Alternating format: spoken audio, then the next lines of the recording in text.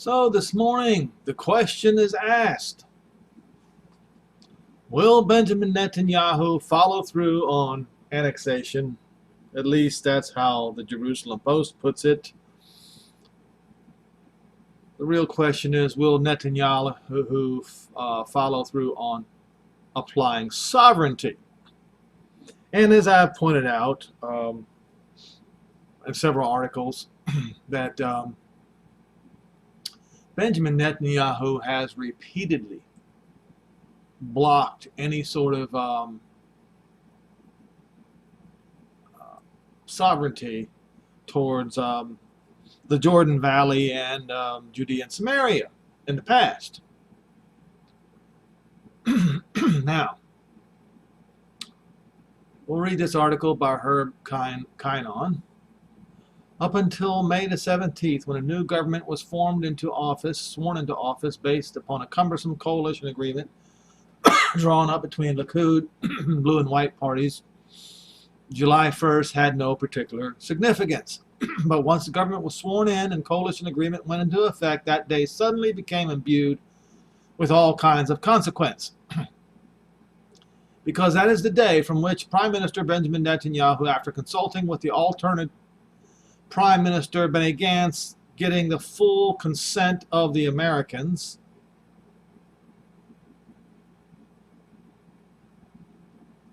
as if consent was needed, and having engaged in international dialogue on the matter, could bring the issue of the application for sovereignty to hearings in the cabinet and the government for approval by the government and or Knesset. Not exactly a deadline, but a date by which the government could, if so inclined, take action. And there's the rub. Is it so inclined? Should it be? Here we are, just 5 days before the much-discussed date, widely mistaken as some kind of deadline, and no one really knows what the government will do. The Palestinians have threatened violence, the Arab states have threatened to stop cooperation, the Europeans have threatened sanctions. Some U.S. Democrats have threatened a reassessment of ties, but there still remains one big imponderable. What will Israel do? And because of all the aforementioned background noise, many Israelis are grappling with another question. What should it do? According to the terms of the Trump's administration Peace to Prosperity framework, informally known as the Deal of the Century, Israel can extend its sovereignty up to 30% of Judea and Samaria, which actually is almost none of Samaria, and about 50% of Judea is where the truth lies. That plan also calls for the establishment of a Palestinian state. You see, folks, this plan is a trap for Israel. But that trap is going to spring upon the Gentiles instead. It is so written in Psalm 69 and verse 22.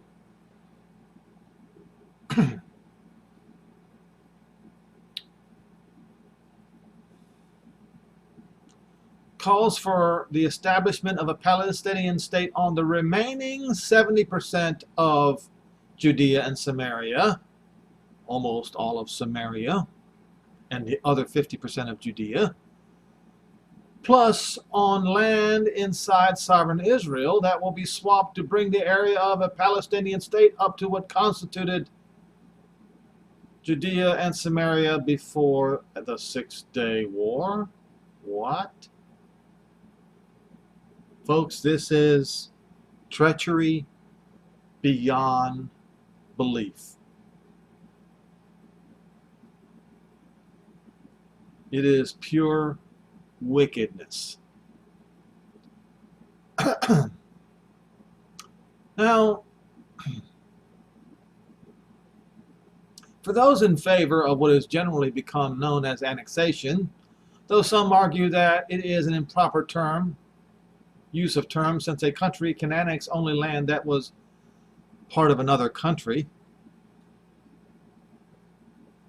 Yeah, You see, I'm one of those now who won't use the term annexation. Israel needs to apply sovereignty to its own land, and that land are the borders that were established in Yehoshua chapter 1, verses 1 through 4. At the very least, the borders that were promised to the Jews by the Balfour Declaration. In other words, folks, let's find it again. Let's see. Right, no, that's not it. Right here. This right here. That was the land that was promised by the British mandate in the Balfour Declaration.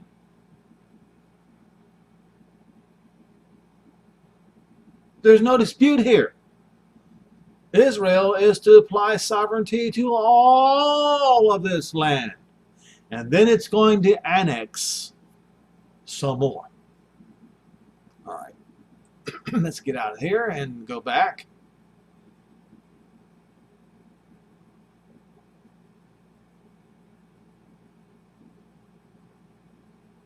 Since the country can annex only land that was part of another country, and Judea and...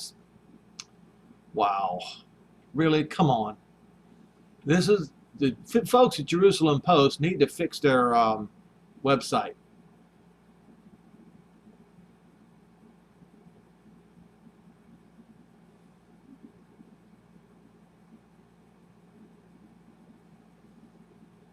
The Judea and Samaria never belonged to another state. The stars have aligned in such a way that if Israel wants to assert its control over the territory, the time to move is precisely now. The reasons are obvious. A U.S. president in office who has put his name on a plan sanctioning the move in a global pandemic. Netanyahu has repeatedly spoken of this as a historic opportunity, historic in that Israel does not know when there will be another U.S. administration that will understand the rationale behind Israeli settlements in Judea and Samaria and does not view those settlements as peace obstacles. Why now? Because in 5 months, U.S. President Donald Trump may well go down to election defeat, and an administration under the leadership of presumptive Democrat nominee Joe Biden will certainly frown on such a move. So in that sense, it is now or never. Furthermore, according to this argument, COVID-19 presents a good opportunity because most governments around the world, even though a number have already loudly condemned the proposed step, are preoccupied with much weightier issues of physical and economic health of their citizens. Opponents of the move cite the same factors, Trump and Corona, as reasons that now is not precisely not the time for this step. Trump, according to his reasoning, is unlikely to be elected. According to this reasoning, is unlikely to be elected. The tanking of the U.S. economy, the state of race relations in the U.S., and the way the government is dealing with the coronavirus have turned what looked like a reasonable shot at re-election into a very long shot. As such, why tempt fate? Why get off with a new president on the wrong foot as was done with Barack Obama? Similarly, this school of thought argues you don't want to make a move like this, which has huge ramifications during the time of Corona.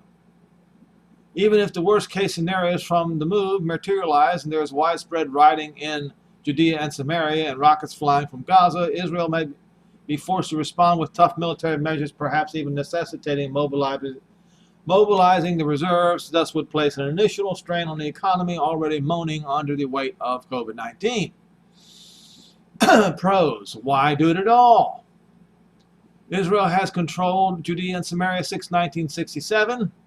And a status quo has emerged. Perhaps not great, but not catastrophic either. Why rock the boat? What would change? The changes is the legal status of the territory. As long as Israel does not extend its sovereignty, the areas are under military rule. As such, what Israel is able to do and the territory is limited. Yes, Israeli law extends to the Israelis living there, to the people, but not to the land. For instance, Israel cannot assert a right of eminent domain, take private property for public use in an area under military rule to expand a road. Applying sovereignty would change that. On a diplomatic front, those in favor say that this would make it clear to everyone that at the time has come to abandon dreams of a complete and total Israel return to the 1967 lines, what Abba Eban referred to as Auschwitz lines. Applying sovereignty to the territory shows what Israel believes is vital for its security and national identity. And they go on and on and on and on, the what ifs and all that. So I'm going to go to the next. I think this is the next one. Let's see. All right. No. Let's go to this one first. Now, this makes me very angry. Jason Greenblatt. He is supposed to be a Jew. But I fear that he has found himself in a situation like during the days of, actually I'm going to go there. I'm going to go to Bible Hub, and I believe it is either Daniel, is it Daniel 11?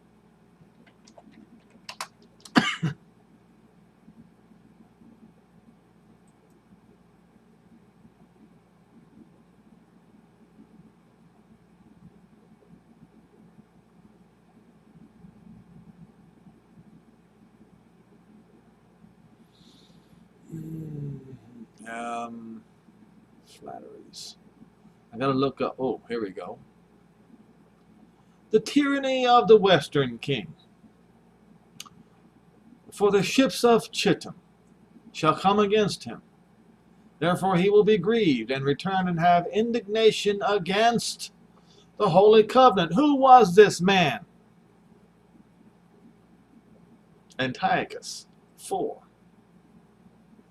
So shall he do. He will return and have intelligence with them that forsake the holy covenant, and arms shall stand at his part, and they will pollute the sanctuary of strength. Antiochus IV did this.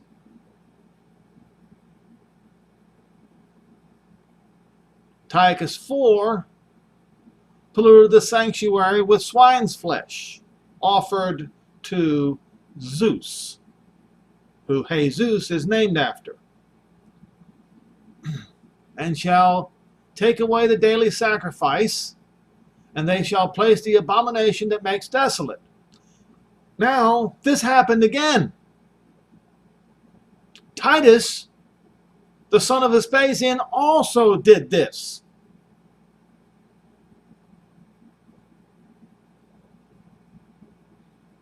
And such as do wickedly against the covenant shall he corrupt by flatteries.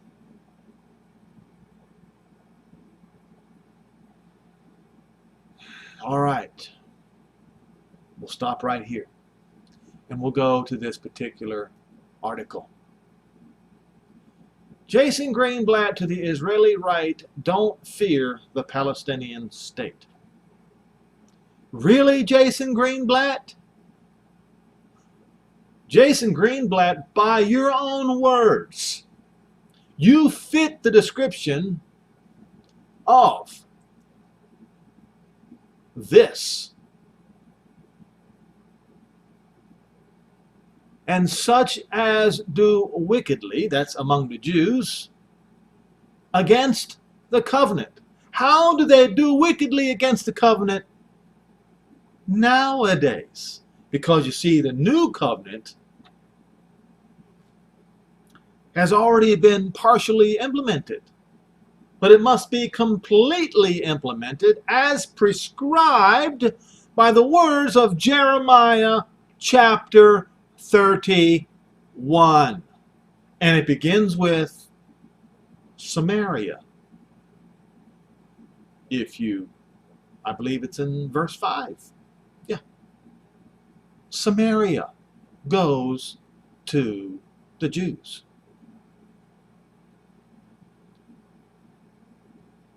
And with this peace plan of the century, Samaria does not go to the Jews. Therefore, any Jew within the Trump administration that is pushing this peace plan of the century is doing wickedly against the new covenant.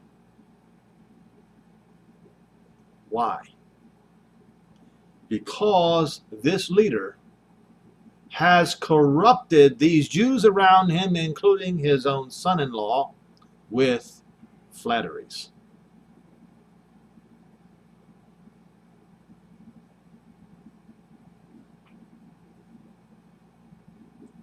This statement by Jason Greenblatt is horribly atrocious. Don't fear the Palestinian state. I tell you what, Jason Greenblatt, I have an idea for you. Why don't you sell your house, wherever it is located in the United States of America, and go build one on the Israeli border next to Judea and Samaria? Why don't you go ahead and do that?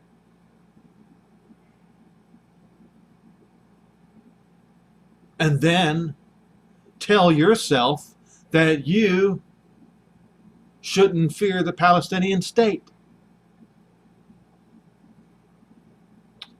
Former U.S. Special Representative for the International Negotiations, Jason Greenblatt, said Thursday that while he understood that Israeli society was very divided on whether or not to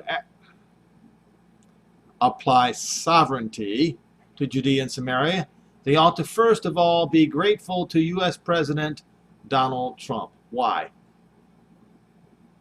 No. First and foremost, they need to be grateful to Jehovah, creator of heaven and earth, and the one who is going to extend to Israel the new covenant, which includes all of Judea and Samaria.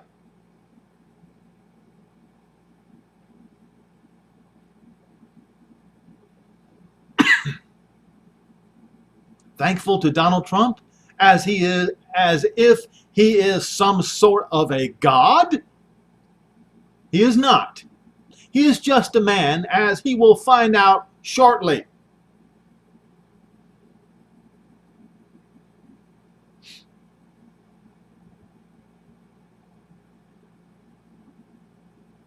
In his message, which Greenblatt said at the Shurat Hayden Roundtable, he added that what the administration has done has been incredible for the state of Israel. If he has to say it, if he actually has to say it, it's not true. Because the action would speak for itself. It's kind of like somebody claiming that they're very wise. The reason why someone would have to tell others around him that I am very wise, it is because he is viewed as not being wise. Because his actions has already made that point. So if they have to go and say that the administration has done what the administration has done has been incredible for the state of Israel, and that not to acknowledge that and instead go on the attack is really not appropriate. Well, Jason Greenblatt, what you said to the Israelis is worse than inappropriate. It is foolhardy, it is wickedness, and it is an attack on Jehovah's new covenant.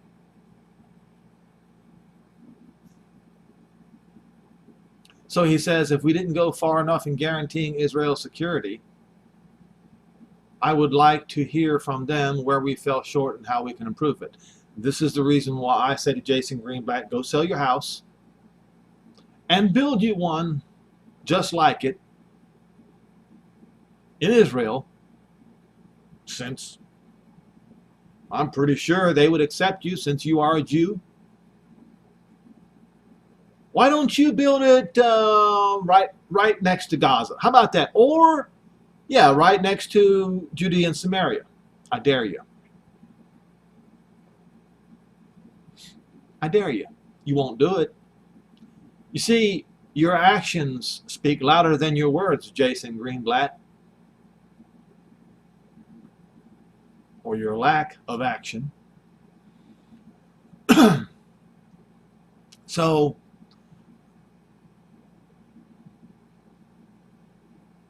Greenblatt said he hoped Israel proceeds with all parts of applying sovereignty, some or whatever it thinks is appropriate, because not doing so will not bring peace any closer. Doing it finally shows the Palestinian that life moves on, and we can't stay in limbo forever. Well, what he really means to say is the Trump administration wants the Palestinians to have a state. That's what he's really saying. Because of what he said up here. Don't fear the Palestinian state. That's what it's really all about. That's what it's all about. The Palestinian state. Earlier on Thursday, U.S. President Trump's senior advisor Kellyanne Conway told journalists there are conversations being had in the White House on the matter of annexation or applying sovereignty. There are obviously the president will have an announcement. He's talked about this in the past, and I'll leave it up to him to give you a big announcement. Conway added, all the calamity scenarios in the past are gone. Really? Really? Really, Kellyanne? Seriously? Apparently you haven't read the Bible lately. Apparently nobody in the Trump administration has read the Bible lately. How about Zechariah 9? How about Zechariah 12 and 14? How about that? How about Joel 2 and Joel 3? How about that? But let's see, because he wants to be an agent for peace in the Middle East, and he's trying to do that. And we have in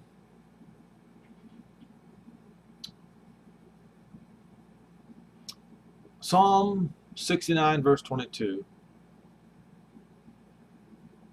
let their table be made a snare, and let shalom, or peace and safety, be the trip line. We have Paul saying in 1 Thessalonians 5,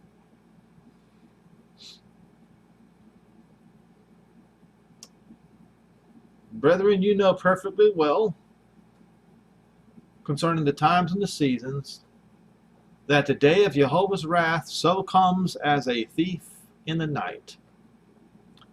For when they shall say, not sign a peace agreement, no, when they shall say, peace and safety, then shall sudden destruction come upon them as a woman in travail, and they shall not escape. Luke 21, I believe it's verse 25, says it will happen during a time of quarantining around the world.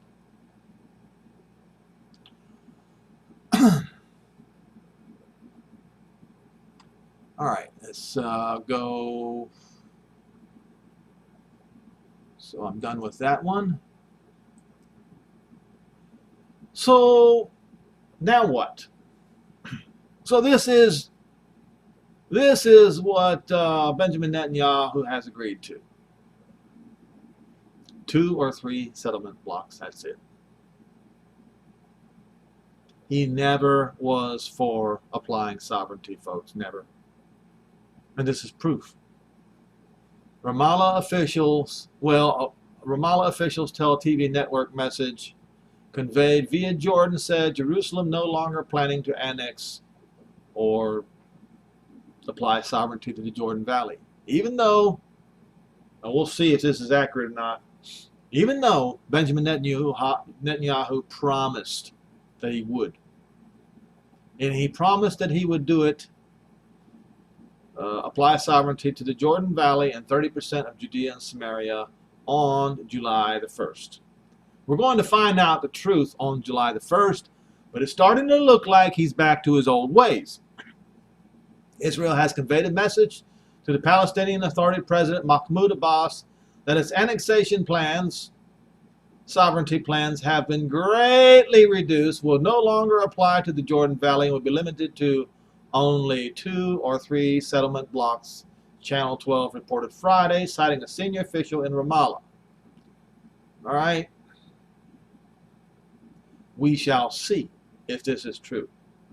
But this would, see, and right here, TV News reports Tuesday night that Netanyahu is hoping to get the White House approval for a first phase of applying sovereignty that would include not only one or more of major settlement blocks such as Ma'ale Adumim, Ariel, or Etzion block, but also one of the more relatively isolated settlements deeper in Judea and Samaria, to convey the message that those more isolated settlements would also not become part of a future Palestinian entity. A potential second phase of sovereignty would be more extensive, in line with Netanyahu's pledge to extend Israeli law to all 132 settlements and the Jordan Valley.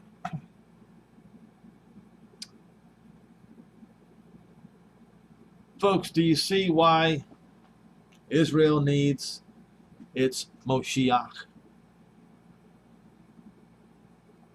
Do you see now how ridiculous this whole thing is?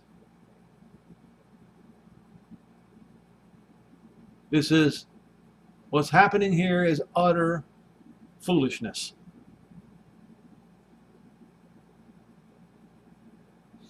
And right here it says, as Prime Minister Benjamin Netanyahu's intended target date of, and when they say target date, that's meaningless, of July the 1st to begin annexation approaches, there have been rising international pressure on Israel to abandon the plan. Yes, folks. And we go to the Belgian Parliament.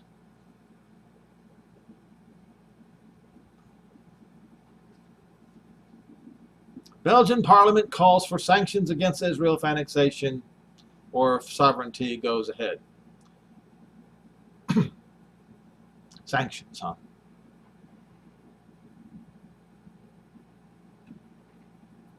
I think it's time to go to the book of Zechariah. Oh, well, hold on. Let's read this a little bit here first.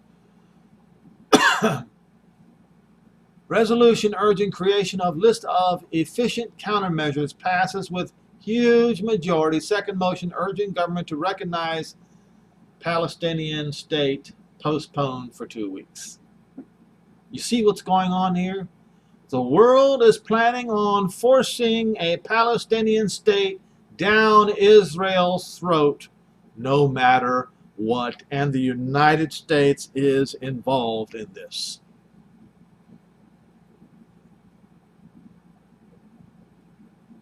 The Belgian Parliament on Friday morning passed with an overwhelming majority a resolution urging the government to act to prevent Israel from unilaterally annexing, applying sovereignty to parts of Judea and Samaria, and to actively advocate for European-wide punitive measures against Jerusalem if it proceeds with its controversial plan.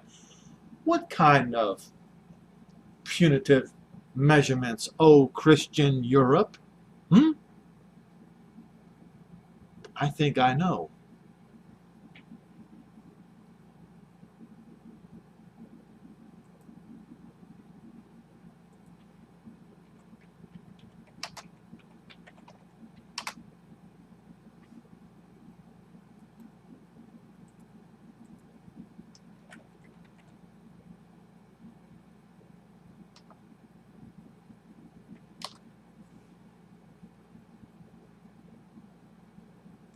Zechariah 12, one of the scriptures that I just mentioned.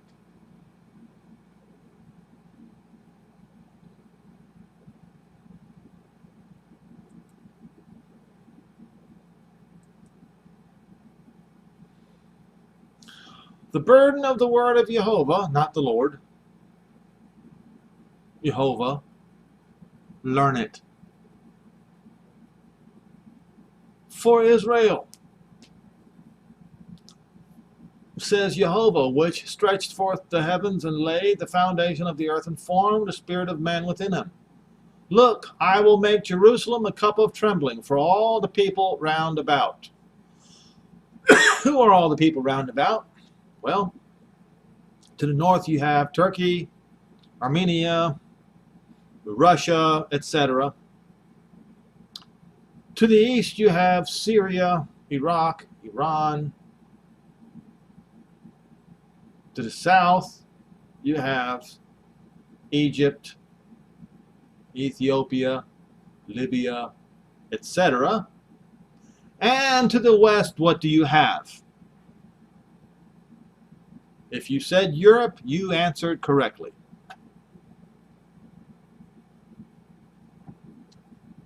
Those are the nations round about. To all the people round about, when they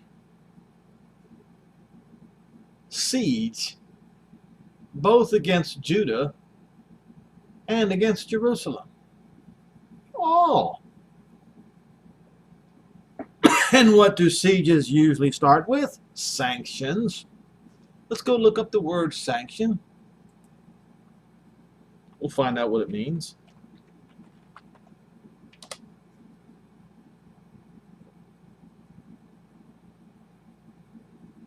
International sanctions. Let's see.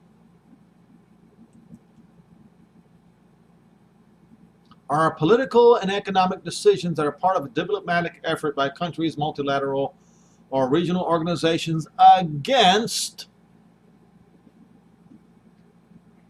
states or organizations either to protect national security interests or to protect international law and defend against threats to international peace and security.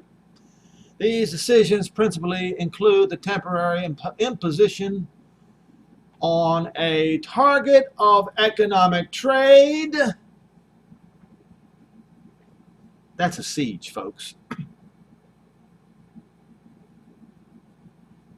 Diplomatic, cultural, or other restrictions. Restrictions is a siege. Sanctions measures that are lifted when the motivating security concerns no longer apply or when no new threats have arisen. Now, of course, folks, I'll continue reading this here. According to the Charter of the United Nations, only the UN Security Council has a mandate by the international community to apply sanctions, in Article 41, that must be complied with all UN member states. Article 2.2, they serve as the international community's most powerful, peaceful means to prevent threats to international peace and security or to settle them. Sanctions do not include the use of military force. However, if sanctions do not lead to the diplomatic settlement of a conflict, the use of force can be authorized by the Security Council separately under Article 42. Can you smell it, folks? Can you smell the stink?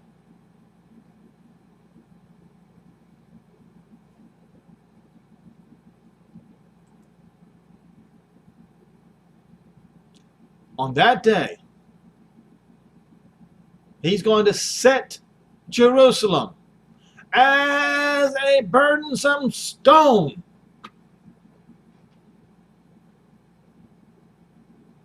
For all people that burden themselves with it will be cut to pieces. They will be incised. They will be ripped apart. They will be balkanized.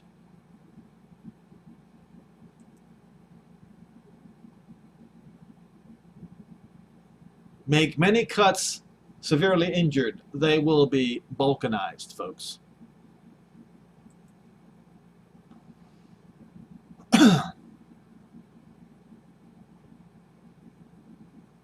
the goey of the earth will gather together against it.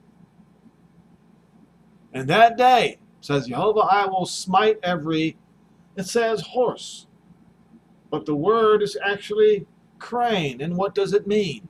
In Hebrew, it's sus, it's a swallow, swift type of bird. What do Air Force pilots fly in? Warbirds.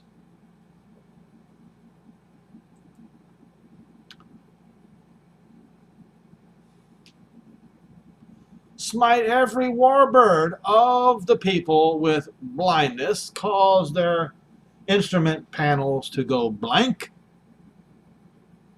and not the governors of Judah, the aloof of Judah, which is the Lamb of Judah, will say in his heart, the inhabitants of Jerusalem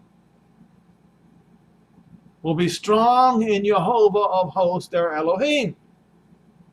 In that day, I will make the Lamb of Judah like a hearth of fire among the wood, and like a torch of fire in a sheaf.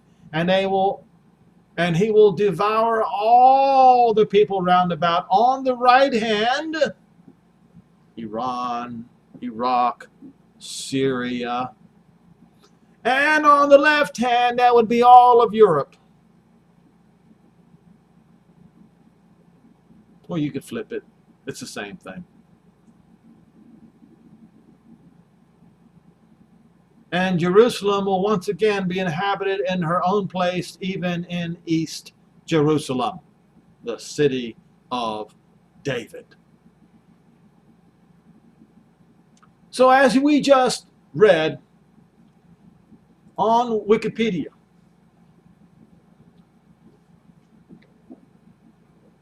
the way the nations operate under the United Nations rules is sanctions come first, then military action.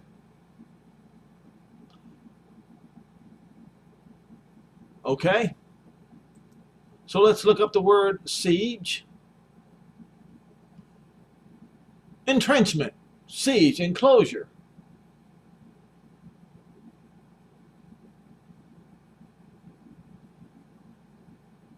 And what is the point of a siege? To force those on the inside to give up. What is the point of sanctions? To force those on the inside to give up.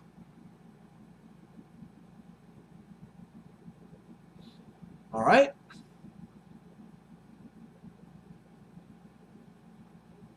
Now there is another. I don't want to get too far into the other thing, but there, if you can Google yourselves, and you will see that now Europe is banning all flights or from the United States. I think that's what they're saying. From the United States to Europe. I really should have. I thought I kept this particular article, but I guess I didn't, and that's a shame. I'm gonna see if I can find it. I'll get to this culture scene business in just a minute.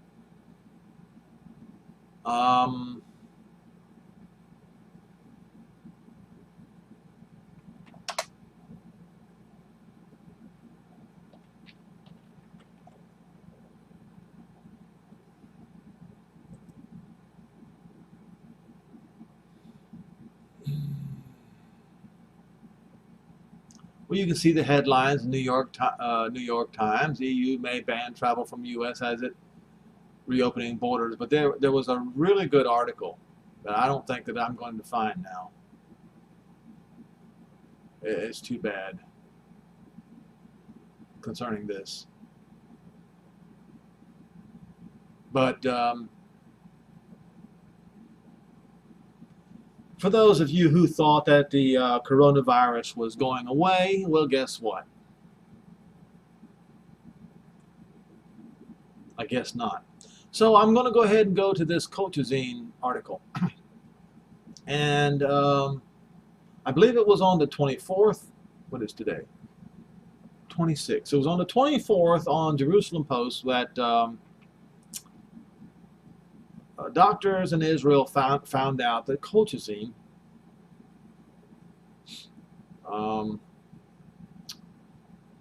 blocks a particular enzyme, I guess you would say, that causes thrombosis in people when COVID-19 meets with chlamydia pneumonia.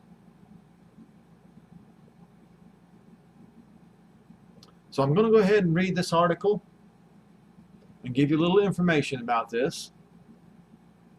Colchicine for the treatment of myocardial injury in patients with coronavirus disease, an old drug with a new life. Severe acute respiratory syndrome, coronavirus 2, SARS-CoV-2 has infected more than 6 million individuals worldwide, leading to the ongoing coronavirus disease 2019 COVID-19 pandemic and significant morbidity and mortality. Patients with active myocardial injury, i.e. elevated troponin levels, are at very high risk, with mortality rates reaching as high as 40%.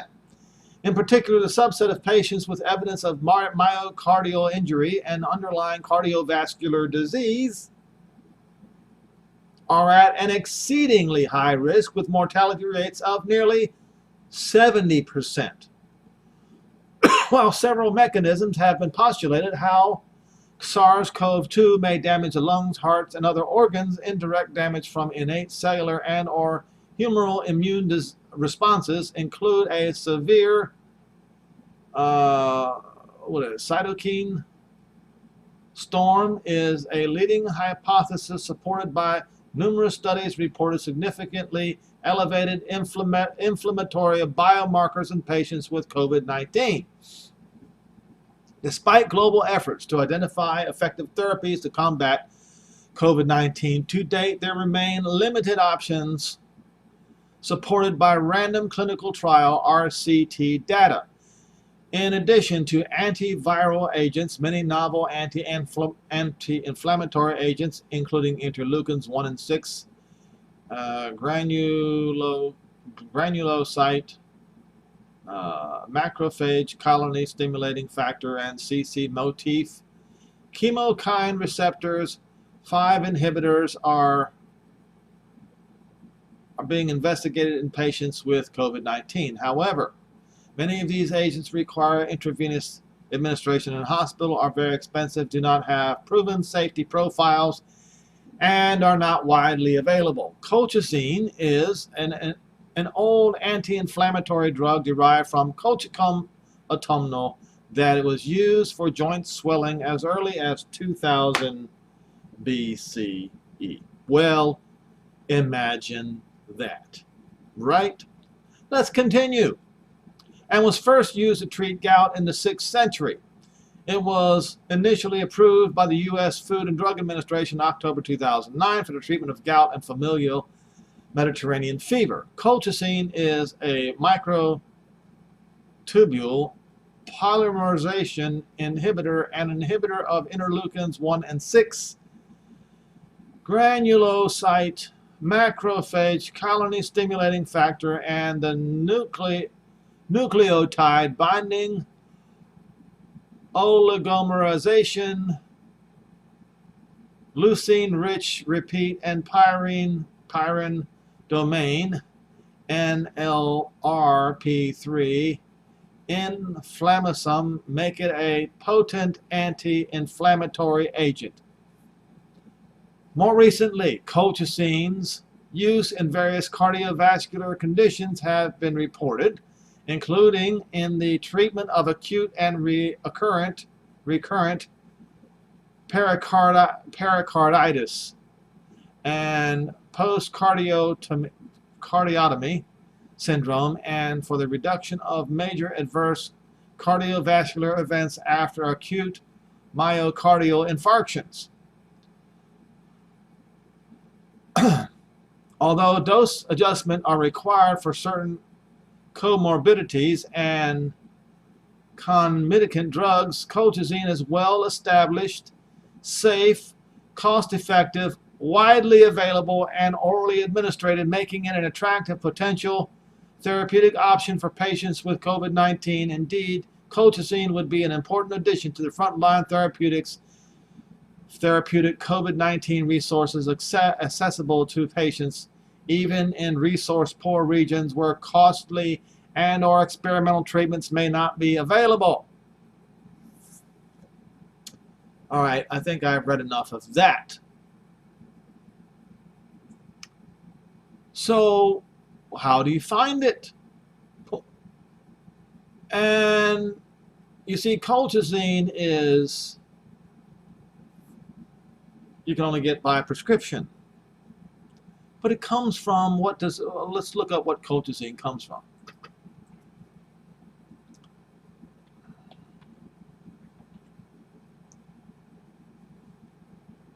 It comes from this flower right here.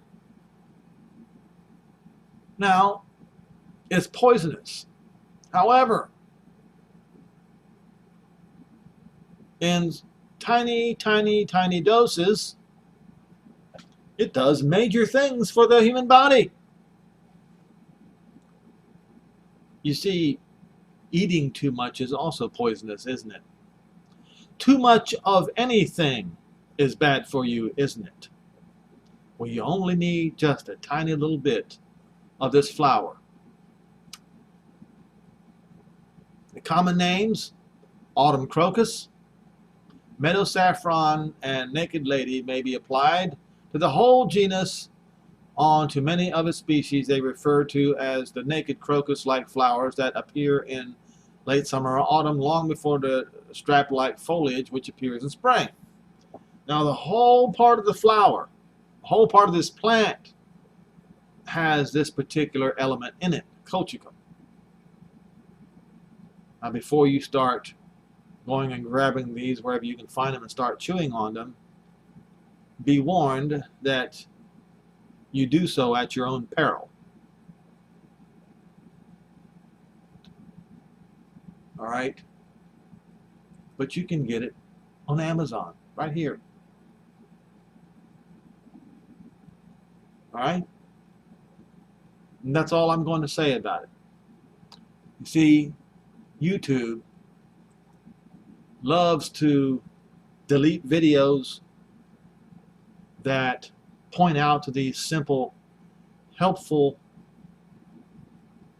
natural remedies for what ails people, because they are beholden to Big Pharma.